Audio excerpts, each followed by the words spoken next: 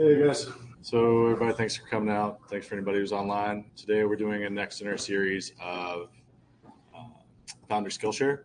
And today I'm really excited because we've got a good friend coming in, Allie Persitz, who's been a great entrepreneur in our space for a very long time. I've grown a couple companies, had a phenomenal exit, and now gives a lot back to our community, both in the Portland area and Vancouver.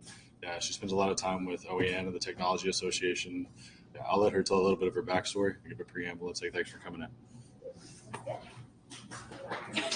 You don't have to clap.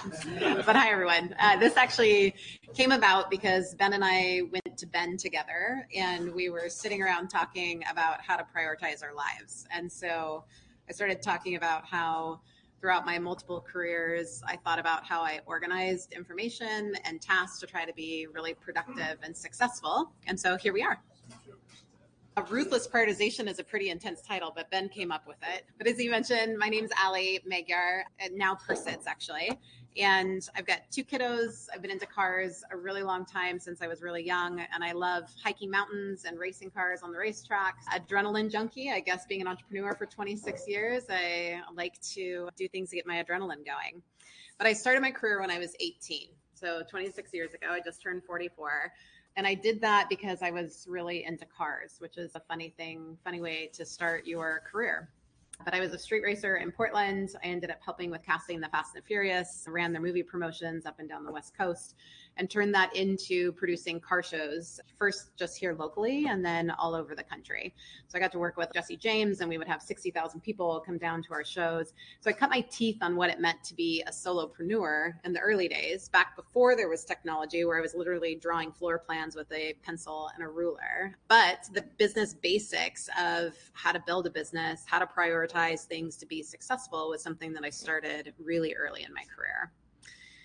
And post that, I did that for about 6 years. And then post that, I ended up moving into corporate events. And so I grew up at Microsoft, but I had my own agency. So I joined a company and quickly grew up at the ranks there, ended up buying the company within about 6 months. Fired everyone, started completely over from scratch, and grew that company. I still own that company. It's still in business, and we still produce events around the world for Fortune 50 companies like Microsoft, Amazon, Meta, Google. And so it was a really fun career. But you want to talk about stress and a shit ton of work to do. Try managing an event for 50,000 people where you're bringing a city into a city, and literally having to manage hundreds of companies, thousands of people on site to bring this to life. And everything is very urgent because it's time-based.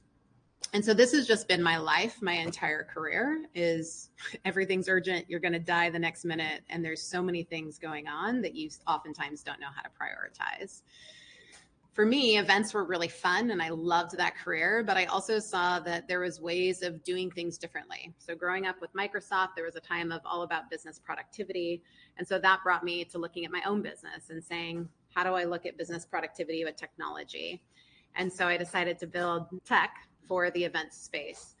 I was always a bootstrapped entrepreneur, so I didn't even know what a cap table was at the time, but I decided to raise capital. And so in 2016, I competed in the Seattle Angel Conference and won first place, and then ended up competing in the Ben Venture Conference, winning first place there, raised a couple $1 million that helped propel me to grow my company Hub from just an idea in my head to eventually over 150 people.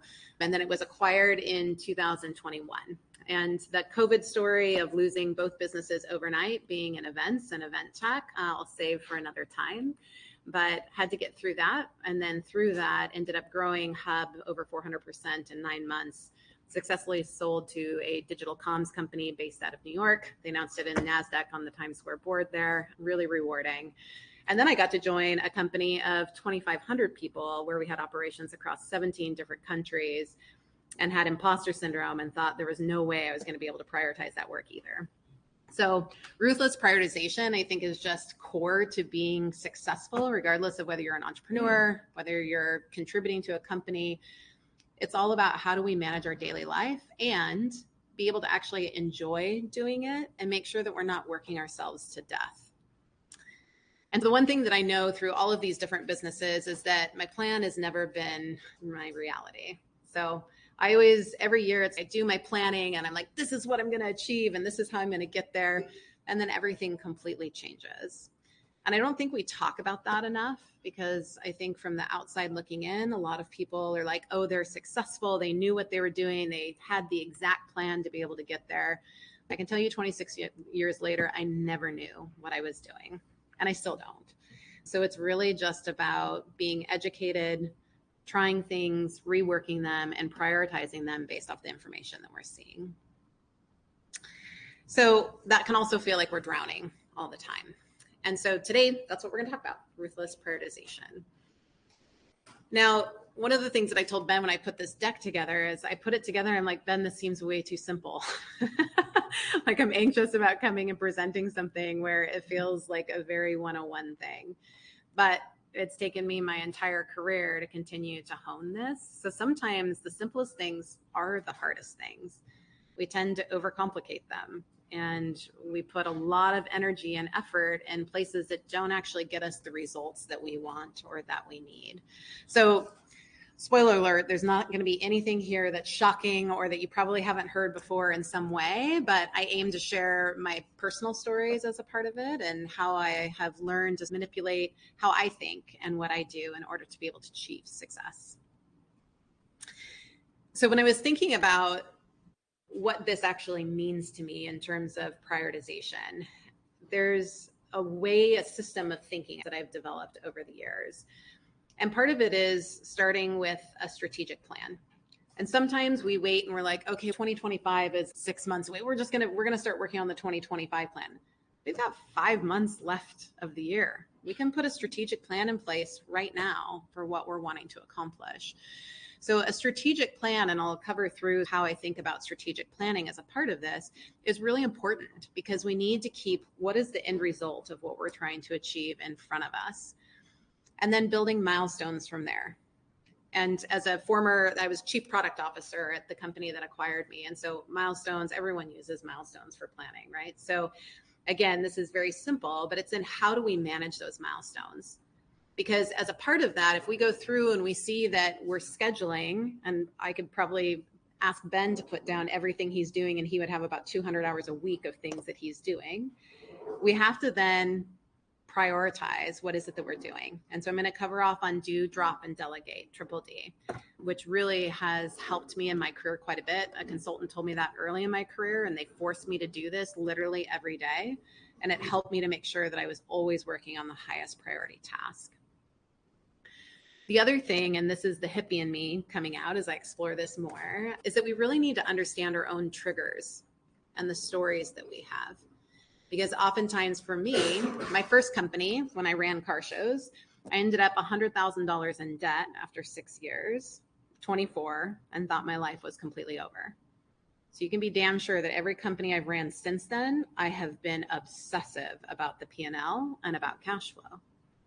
And so those triggers and stories for me, as I've gone through and I've thought about how do I prioritize, what is it that I do, I tend to not want to do that or ignore it because it freaks me out, or I'm going to over obsess on it. And so I'm going to spend 100 hours on something that should take me 10 hours. And so there's also an element of how do we understand those elements about ourselves so that we can be the most efficient with our time. And then communication. Oftentimes when we're coming up with how we're prioritizing, that's for us.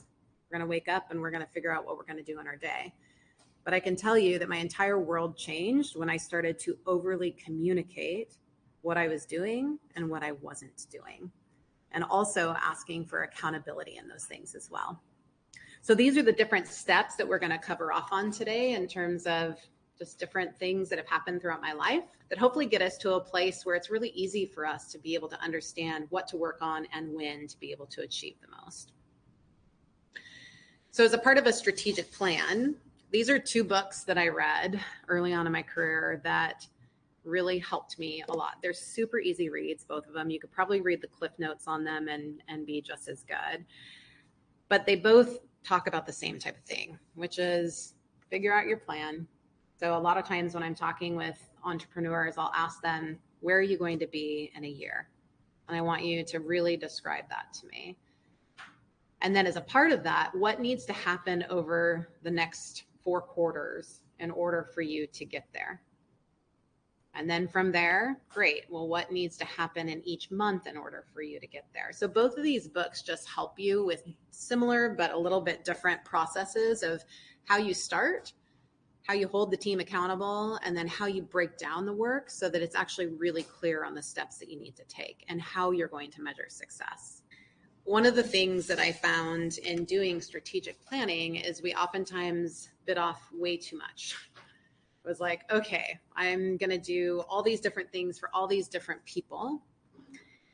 And for me, running companies, that always meant that we were just so diluted that we never actually did anything because we were running around in circles trying to do everything. And one of the things that I viewed my role as a CEO is being able to help my team to be able to disseminate what is actually the one thing that you're committing to that's going to happen. And you can do this in really short spurts. You could do it like, what's the one thing in the next month that's going to happen? You could do it in the quarter. You could do it in the year. But what I found my team doing is that we were just measuring volume and not value. And those are two very different things. And as a founder, it's really easy to get caught up in volume because you're like, I got the traction. I got this going. I got this going. All these numbers are right. Ultimately, none of that matters if the value isn't there. And so after you're building your plan, going back and really looking at it with a laser view to say, what is the one thing that actually matters out of this view? And how do I reprioritize based on that one thing? Because that's going to help every person that's working with you be able to prioritize their own work. Because part of us being entrepreneurs is that we always have all these great ideas. We see the possibility. There's all these things that we can do. And we have to be able to narrow that down to be able to focus the people around us. Because prioritization isn't just an issue for us, right? Oftentimes I woke up every day struggling with this. Every member of my team woke up struggling with this. And so you really have to lead by example in helping them to be able to prioritize also. Now, as a part of that, you can end up with a painted picture. And so for me, as I'm thinking about the strategic plan to then go into prioritization, this is an example of a painted picture from Dynamic Events, which is the agency that I still own. And so most people would do a business plan and be like, okay, we're going to be at 50 people, 8 million in revenue and 12 customers, and they'd call it good. That's where we want to be, and that's what we're going to do. But when I'm thinking about a painted picture, what I try to do is put myself in my own shoes in 12 months. What is that actually going to feel like? What are those employees prioritizing? How are they going to be experiencing the growth? How are they going to be fulfilled as a part of what it is that they're doing? And so you'll notice that this painted picture isn't just the numbers, but it's also, this is what a day in the life looks like. Because the more specific you can get on your strategic plan, it allows you to then start to throw everything at the wall in terms of what it takes, right? Because if I only looked at, I need to hire 30 people, I need to grow 2 million in revenue, and I've got to gain 2 customers or whatever it is, my tasks are very different than if I'm actually putting myself in the shoes and saying, this is what it needs to feel like. There's all these hidden things that end up being underneath that first surface level that are probably equally as important that we just haven't thought about. And so then we're not able to prioritize them. And what ends up happening is every day we get called into these things that we hadn't even anticipated. And all of a sudden our entire day is filled with churn on these things versus being able to prioritize where they go. Now, oftentimes people get really caught up in tools. And this is the part where I say, I don't care what tool you're using. You can be using sticky notes in your office if that's what works for you. The most important thing is for you to understand what is it that works for you? What do you have easy access to? And what are you going to actually use? Because I've been in so many exec coaching sessions and seminars and all these things where I get super excited and then it's not something that's sustainable for me. And so today I'm going to show you what I ended up using, but I just want to encourage you to think about what is most beneficial for you and for your team. Now, the one thing that I'll say about using tech for something like this is that it's always available. So oftentimes if it was early in the morning or it was late at night and I couldn't sleep, it was a lot easier for me to be able to pull up an app and then be able to start prioritizing the things that needed to happen versus going into an office and pulling sticky notes. So just think about, when do you do your work? Like, how do you do your work, and make sure that it's sustainable for you. I'm going to pause as I bring up this tool that I use. Is there any questions so far on what I've I've said, and we'll have Q&A at the end as well, but just before I go into sort of how I organize information, The painted picture concept is really interesting. Is that something that you have formalized to some extent or got from somewhere? Yeah. What's the origin of it? I was in Vistage for a lot of years. Oh yeah, repeat the question. Just about the painted picture and its origination. And I was in Vistage for many years. And so Vistage gave me a really interesting perspective. The CEO of Pacific Office Automation was in there, right? With this just giant business. And then we had the Clark County Food Bank. So you had all these different perspectives from different CEOs. And it actually came from a company that was in there that said, this is how we inspire people on how we're thinking about the next year. Because oftentimes when you're inspiring a team and you have, that actually is really scary for everyone in the room. Because they don't know how they're going to get there. They don't know if that's going to require them to work 1,000 hours a week. And so what we found with the painted picture is that we could put some BHAGs out there and describe what it felt like and allowed people to then be able to say, okay, they've actually put some thought into how this is going to come together, how this affects me, and now I can collaborate on the work. So it really just turns it from being like, we've got to do this next year and everyone freaking out, to really inspiring them with a story. And I think if there's one skill set that I'm most proud about in my own career is that I'm a really good storyteller. And that has benefited me in so many different ways, whether it was raising money, whether it was convincing people to do whatever I was doing as an organization, or whether it was inspiring a team. Basically, we want to take the trigger out anytime we're trying to accomplish something big. And in a startup, literally every day, I thought we were going to die. So we were doing something big every day.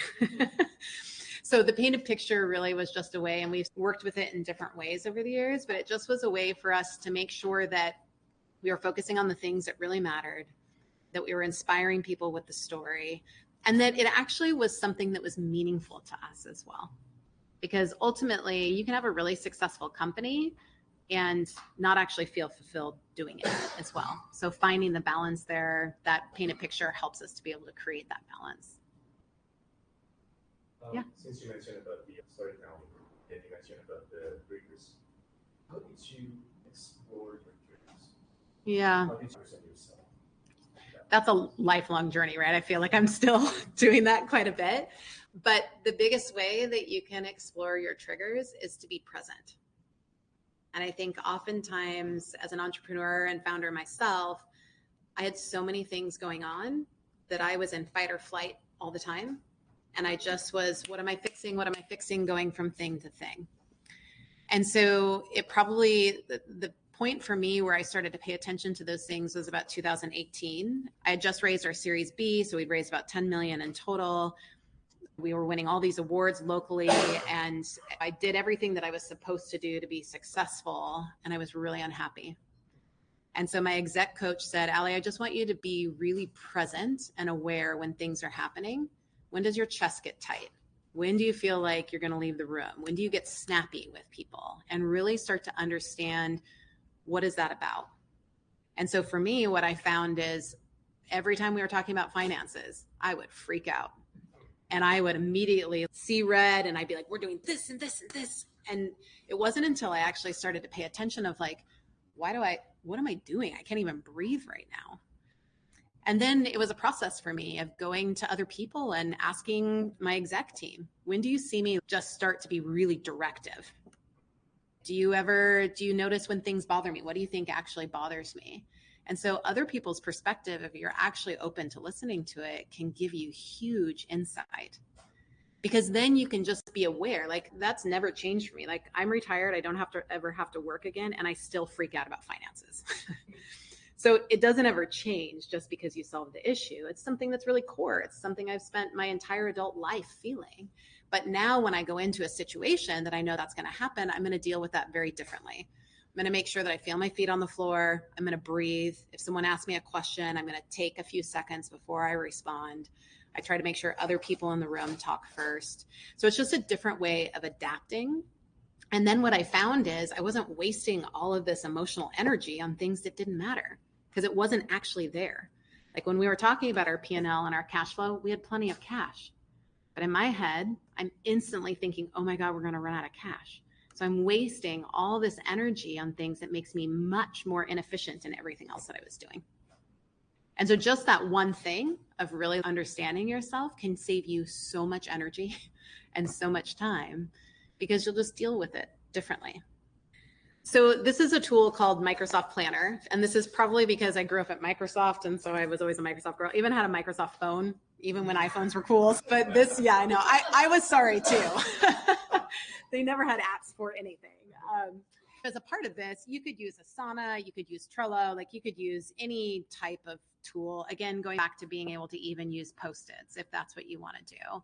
But for me, this tied into Outlook, it tied into all sorts of other tools that I was already using and that my team was on as well. And so one of the first things that I would do is, let me move this over.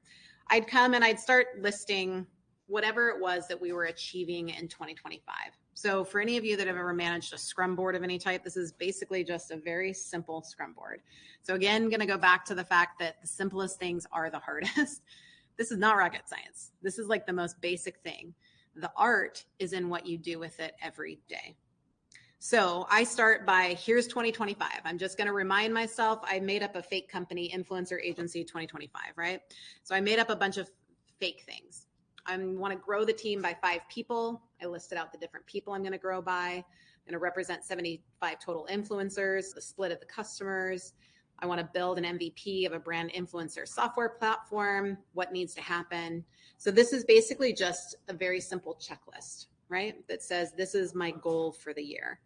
Now, again, going back to we said this all the time, KISS. I don't know if you guys have ever heard this, keep it stupid simple. So if I came in here and I had to keep scrolling and scrolling and scrolling for all the things that I wanted to achieve in 2025, I know there's a problem. I need to cut those things. I need to make sure that there's just a couple of massive things that I know that I need to do for success. And so then I start to break down the work. Okay, if this is where I want to be by the end of 2025, I'm going to build out basically a table for each quarter. So what needs to happen in each quarter? Okay, I'm going to get X number of customers, X number of revenue, X renewals, basics. So this, after you have your strategic plan, this isn't going to take you very much time at all. This is really easy. What becomes hard is then coming and saying, all right, I'm in Q1. Now what I'm going to do is I'm going to come and take a look at everything that needs to happen in January for me to achieve the things that are going to happen in Q1. And as a part of that, I'm going to get really specific. And I'm basically, this is where there's some differences in terms of how people manage things. But I would start with my planning of the month and I would say, here's the things that I know I have to do. And it is as simple as team meetings. We forget how much time we spend in admin, team meetings, silly things, not silly, but just things that take up time, that is a large chunk of time. And as I went and ran this digital comms company, like all my time was spent in meetings when I did this. The first thing I did was I'm canceling half these meetings. That is a total waste of my time. So as I come in and think about January, let's just use round numbers. We have 160 hours in that month to be able to accomplish whatever we need. So I'm going to come in, I'm going to be like, I've got billing, I've got cold calling, I've got renewal meetings, I've got a vacation, which I typically would probably get deprioritized. I've got a trade show, I've got admin, I've got to do my expense report, I've got to do these certain filings, I've got to manage email.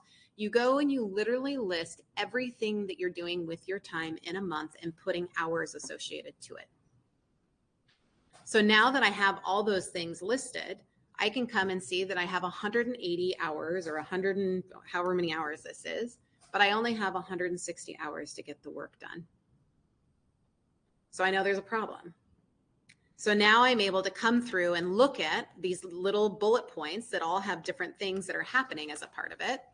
And this, again, with the tools that you're using, you can do a variety of things. But for me, this is, okay, here's the checklist of all the things that need to happen.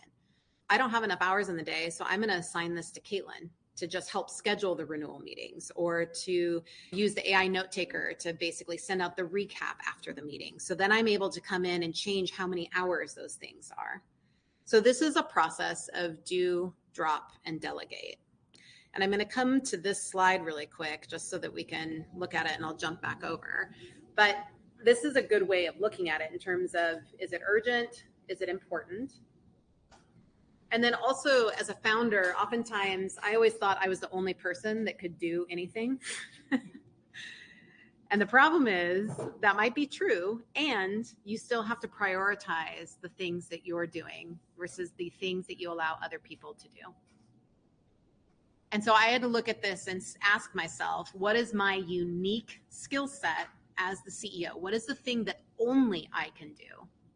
And this is a really important part, because otherwise you'll just do everything.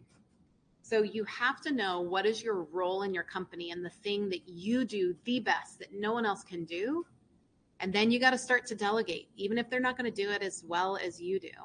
And then you've got to drop the things that don't matter. And so as a founder, I use this all the time. So every month I'd be like, what am I dropping? What doesn't matter? What am I delegating? And then what am I actually doing?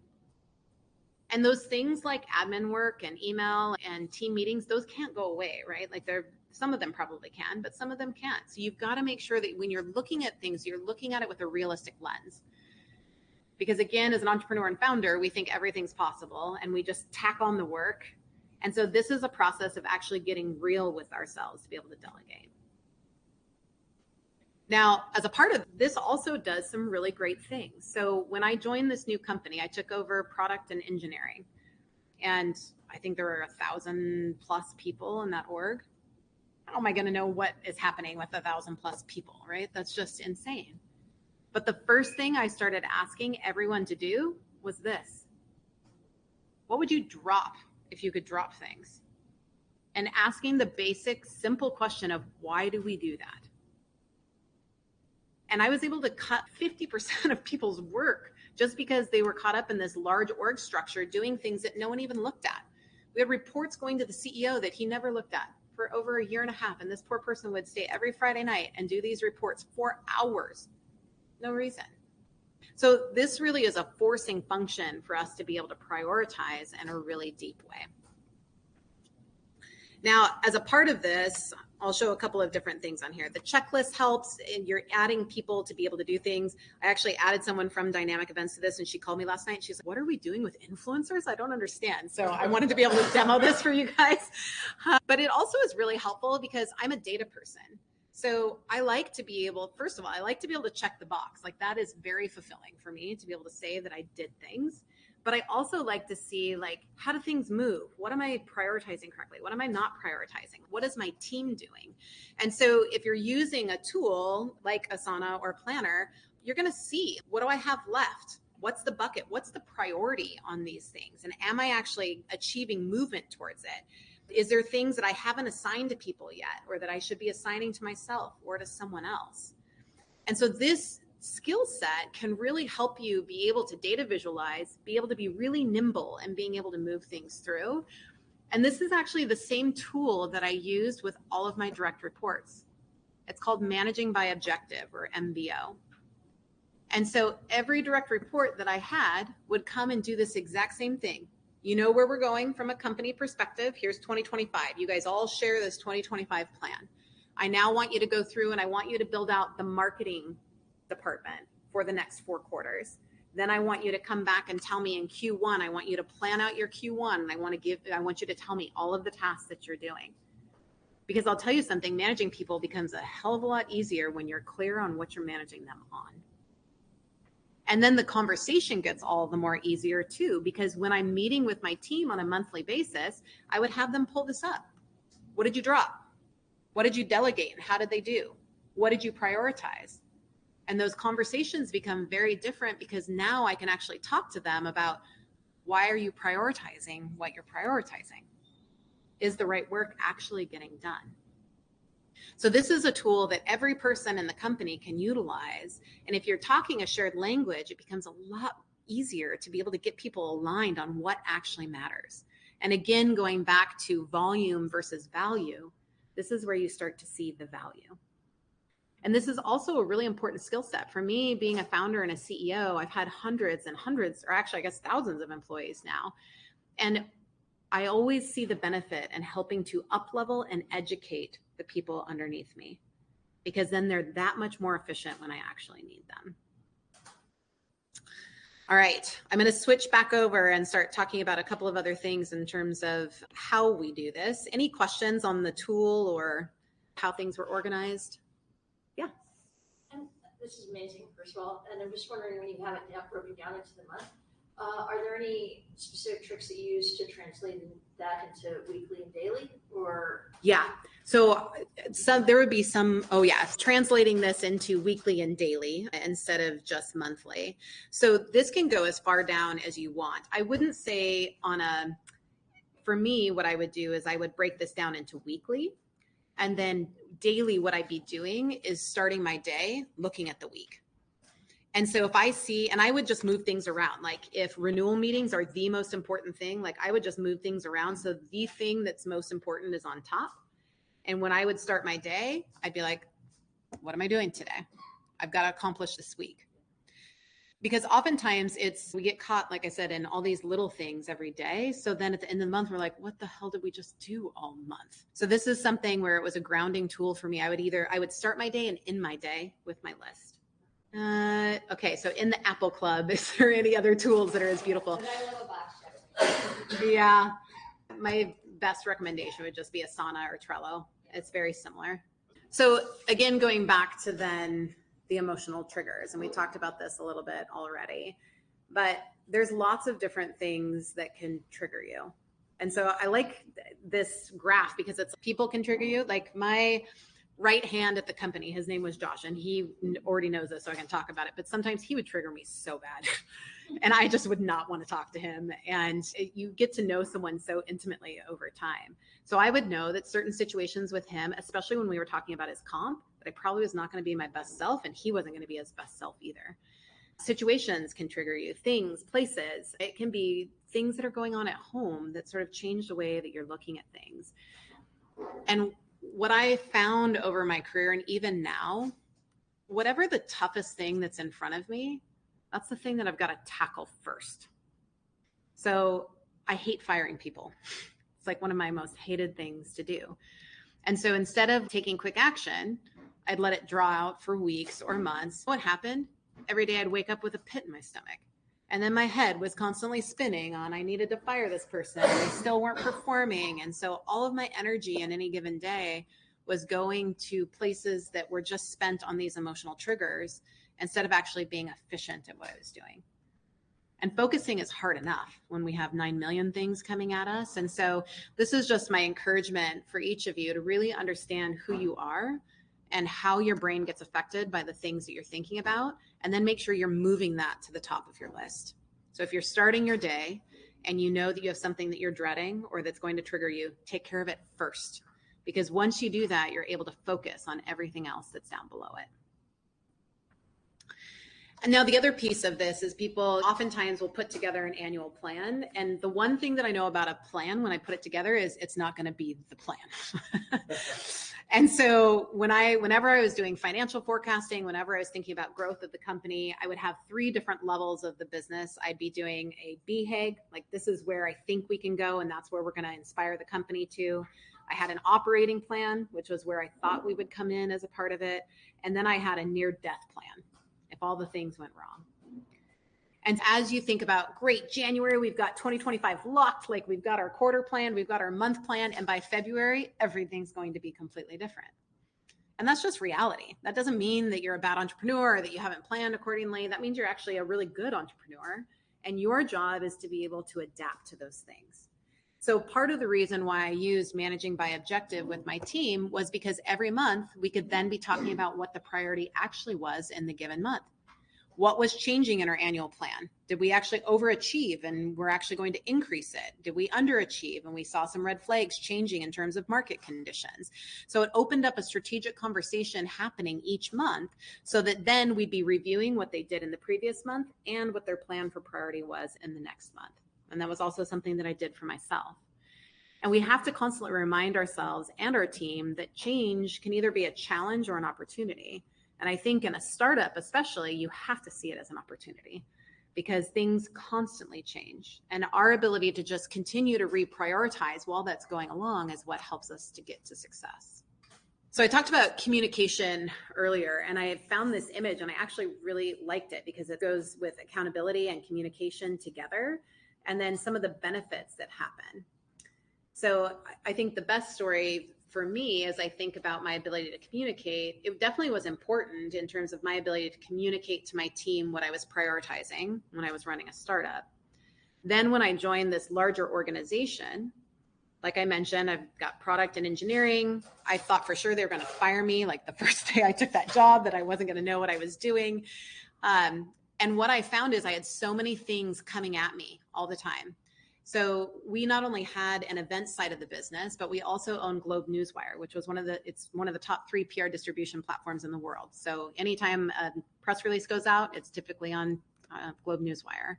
We also were NASDAQ's sole partner for all of their investor communications. Any company that went live on the exchange for NASDAQ, we managed all their investor communications. And we also had this events business.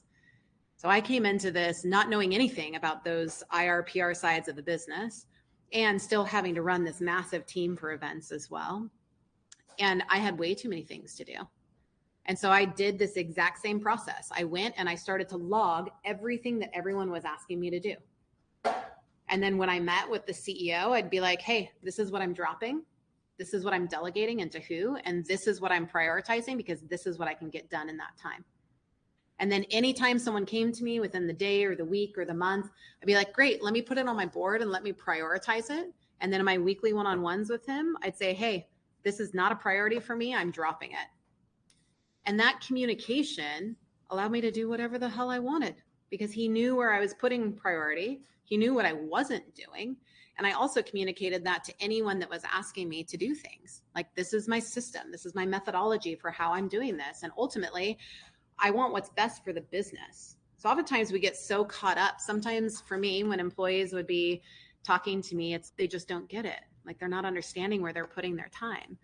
But if you help someone to be able to create a framework, you can see that they're trying to do the best thing for the business. And oftentimes it's a lack of communication and so part of building out these plans, part of having it documented, even if you're using Post-its, take pictures, send them to your team, talk to your team about these things, because ultimately you can do all of the work to organize and strategize, but if you're not communicating it and if you're not asking for accountability, your team's not doing those things either. And that's going to cause a massive disruption to the business and the priority of the things that you're looking to achieve. The other thing that I found that really helped me with priority, and this is again going back to who you are as a human. There are some people that wake up at 5, 6 a.m. and that's when their brain works the best. Then there's other people where their brain doesn't work until the afternoon, and like the evening time is their best brain work time. And so what I found is that I would spend the first 2 days of first 2 hours of my day on the most stressful tasks. And part of that is that I would block my calendar. I literally had a meeting request on my calendar that said, do not disturb, focusing on the most strategic tasks of the day. And when I would wake up in the morning, and my company was global, and so we had things happening all the time, I would turn off, I wouldn't open Outlook. I would keep it completely off. I'd turn off all my notifications on Teams before I left the night before, and I would not get distracted at all. And then I would focus 20 minutes at a time, and you'll be able to know your own attention span, but I'd focus for 20 minutes and get up and walk around and think about things, go back for 20 minutes. And I would spend 2 hours a day doing the highest priority and the hardest tasks. And this helped me to accomplish so much more. Because most of the time, if I had my email on, if I had my notifications on, guess what? I sit down and I'm caught in other people's shit. And oftentimes as leaders, we're always caught in other people's emergencies. And that's why we don't get the strategic stuff done. But I can tell you the magic of blocking your calendar will change the entirety of how you get your work done. And this also applies to when things are falling apart. COVID happened, I lost both businesses, and people thought I was crazy. I would go hiking every Thursday, and I would block my calendar, I would turn off my phone, and I would go climb whatever summit was around here. And I wouldn't think about anything. And I will tell you that the most strategic work I did for both companies during that time was on the mountain. because my brain was free. I wasn't caught in other people's stuff. I could free think and see things from different angles. So this skill set of really getting good at prioritizing your time and reserving it, whether it's at the end of the day or the start of the day, will help you to be able to cross all those things off of your checklist.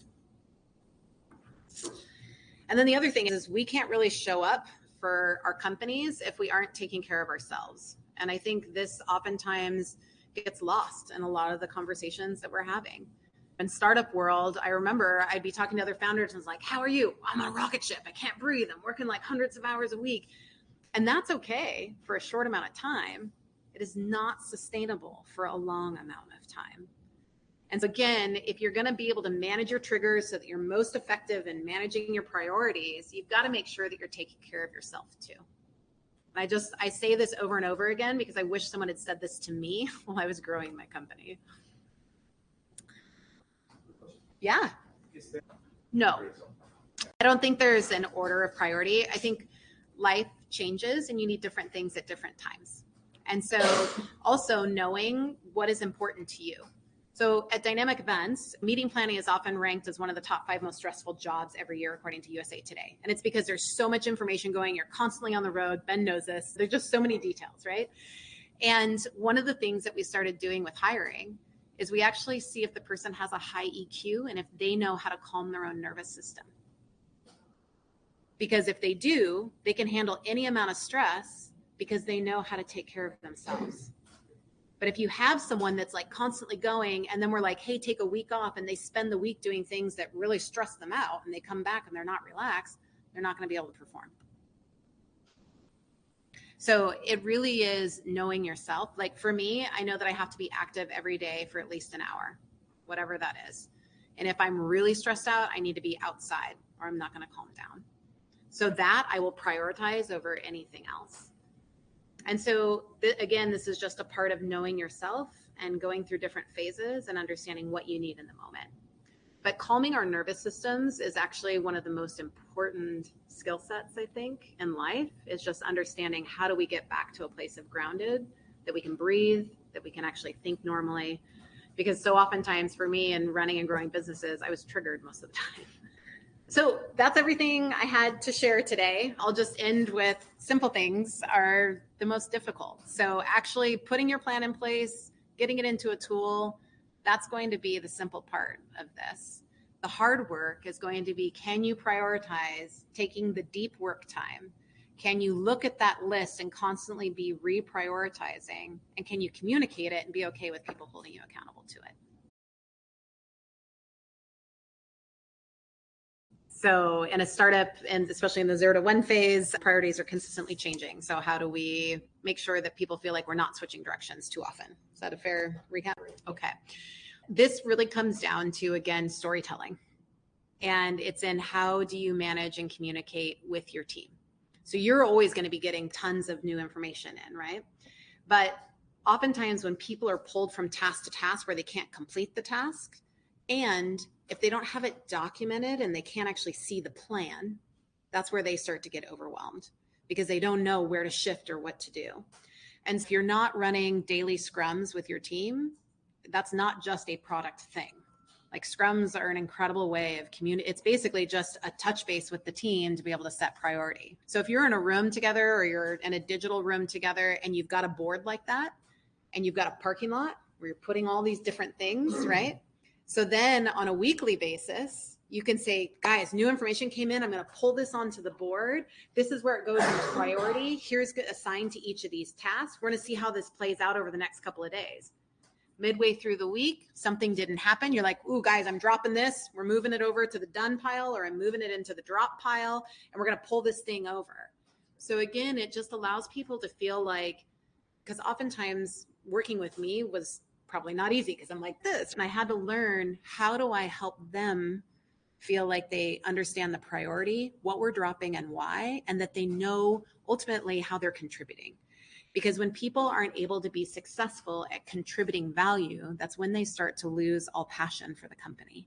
And so when we're constantly switching from one thing to the next, and we aren't giving them the opportunity to show value, that's going to be a really negative connection there. Does that help? profoundly. Yeah. Thank you. Okay. Yeah.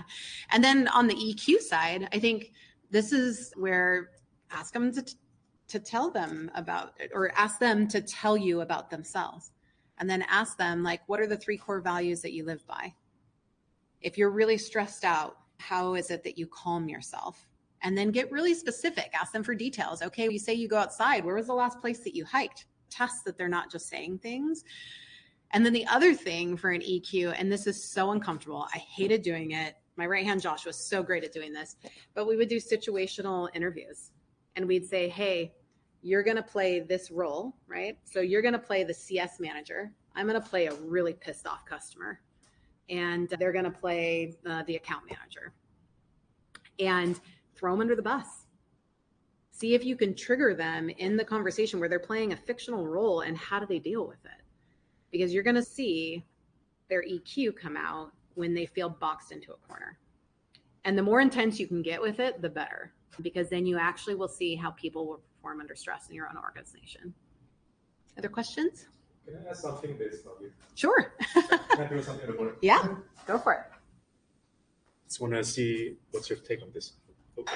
So this is the right person. Okay. This is the wrong person. Yeah. Because you're dealing with events, right? Yep. Dynamic events. Yep. This is the right seat. This is the wrong seat. Yep. Yeah. So this, of course, we know. Yep. No question to ask. This is great. Everybody wants this. Yeah. How do you deal with this and this? Like, you have so many people in your organizations, always like, right person, wrong seat, or like, is the right person, right seat, maybe not the best person on this. Yeah. This is where I feel like really understanding your team and getting to know what their aspirations are is really important. Sometimes people take a job because it's what's available to them. And when we're in annual reviews with them, we're just looking at their existing work and making the assumption that they want to be doing whatever the next thing is in that role. And I actually had so many people at Hub that started in one thing and ended up in a completely different department. And that was actually how we measured success. So part of it was that we managed everything by our core values. So what really matters to the company? And not what matters to the company in terms of the profits or the outputs. It's like, how do we do what we do? Because what I've found consistently in every business is that I can teach someone to do a job. I cannot change who they are. And so part of it is understanding, do they share the core values of the company, and do they have capacity? And then how do you provide opportunity for them? So whether that's allowing them, so for example, we had someone that came in as a BDR and they were great. Like they exhibited every core value. They were a go-getter. They had capacity. And then instead of wanting to take another position within the sales organization, we were having conversations with them of, if you could do anything in the next 18 months or 3 years, what would that be? What are you most interested in? Where do you find your passion? And they're like, and working with the marketing team, like I've been so excited about demand gen. Great, go shadow that person. There may not be a role available right now, right seat, but how do we hone that skill set for you? We know that you want to move there. So how do we look at your existing job, which you're rocking, and how do we help you to gain some skill set so when the right seat does open, you've got right person, right seat, like that's the magic, right? And oftentimes we pigeonhole people too much in a specific role, or like you only have experience here. I had no experience doing any of the things that I talked about at any of my companies. And I'm really lucky that people took a chance on me and were able to say, okay, you've got a lot of passion for this. How do I help you to be able to get there? So I'm not sure if that totally answers the question. To me, if you find the right people in your company, you can always find the right role. So out of all the people that I've hired, the ones that stuck by me, the ones that were there the longest, the ones that did the best job, it was people that were the right people for the organization and had the right capacity. And I could move them around all over the place to be able to achieve things. But if it was the wrong person, cut those as quick as possible.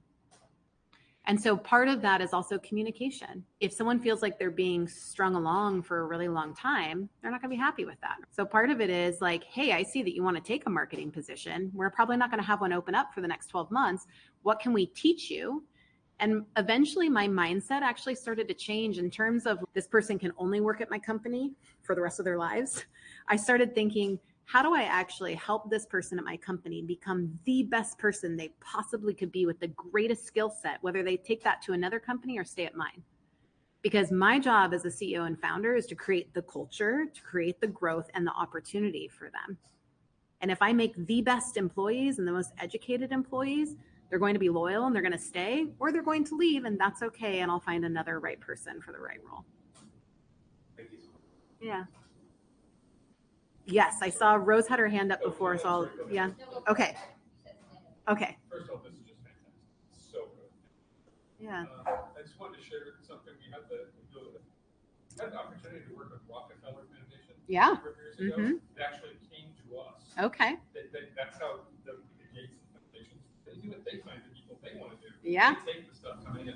But what they did, I thought was just fascinating, was every role at Rockefeller Foundation you had for 36 months. Yeah. And that was it. You had to then go find another role. Yeah. And I love that idea of you have this limited time to make the most of it and then go find something else. Find the right people. Yes. Yeah. That is really fascinating. I think that would be terrifying to me as well, but really fascinating. Yeah, Rose. Prioritizing. You have folks that you're trying to understand where they are to invest within the company. What your personal shelf life for like giving more grace or understanding, like, okay, might not be the right role, but it's satisfying them. Yeah. Well, there's two things. One is, can they put a plan together for me like I just showed you? If that's what they want to do, can they write down what they're currently doing? Can they prioritize it? Can they put the things that they want to do? Because 90% of people, once you ask them to do the work, will fall out, and you know that's not the person for you. So if someone like this person that came and said, okay, I'm a BDR, I want to move to marketing, great. Do a plan for me. Tell me how you're going to measure yourself, and then we're going to meet once a month and see how it is that you're doing. Or the marketing manager would meet with them, or the sales manager. So people with capacity aren't afraid of putting proof where their mouth is. Shysters, and I've had plenty of those too that have conned me, will not actually do the work and won't hold themselves accountable. And the other component of it is, for me, there's a difference in needing to teach someone to do the job versus someone aligning to the values and actually contributing to the organization. And oftentimes where I saw things fall down is that we didn't have processes documented. We didn't have people mentoring or supporting them in their role, and they were just shooting all over the place trying to do things. And you'll be able to see right through that based off of looking at their monthly plan. What are they prioritizing? Where are their blocks? Like, part of our exec team was having conversations around where are you blocked and what do you need from other people, right? So, and I have very limited patience, especially in a startup, for people that don't perform. So you either tell me why you're not performing or you're gone. So really it's about giving them the tools, having the authentic conversation with them, and holding them accountable. And they either perform to that or they don't. And oftentimes what I found over my career is that I wasn't clear. I didn't hold them accountable, and I let them be wishy-washy, and then I just get frustrated and fire them. And there's probably quite a few people that I actually could have turned into really great contributors if I had actually given them the support that they needed. And so a lot of this ruthless prioritization is purely so that I can communicate so much more efficiently and hold myself and others more accountable. And then people either perform or they don't, myself included. Yeah. How do we think about on a spectrum annual planning of rigid to fluid? This is the part where an annual plan, and it probably depends on what stage of an organization you are as well. You know, so if you're just starting versus you're established. So like when we were at Notified, we were owned by Apollo, which is one of the world's largest private equity firms, right? No way in hell were we missing our number.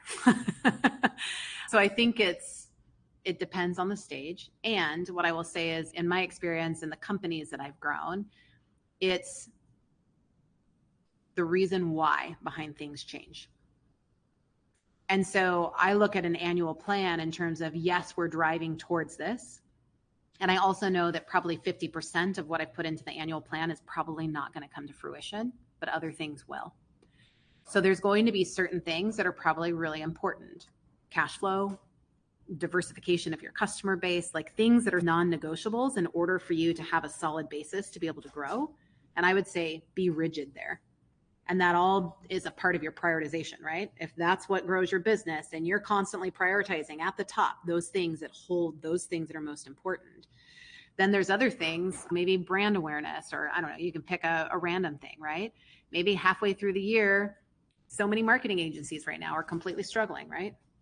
And they're out of business. There are things that happen in the market. There are conditions that happen. There are changes within your customers where you have to be flexible and adaptable to those things.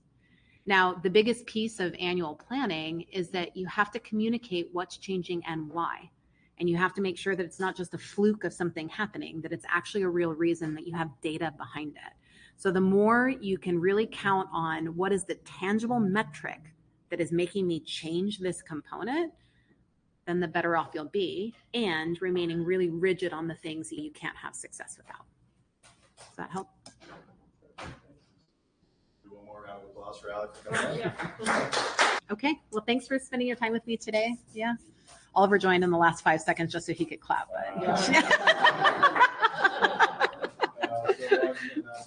one of these coming up in 2 weeks that will be about building your company using grants to somebody who's built 2 companies from scratch.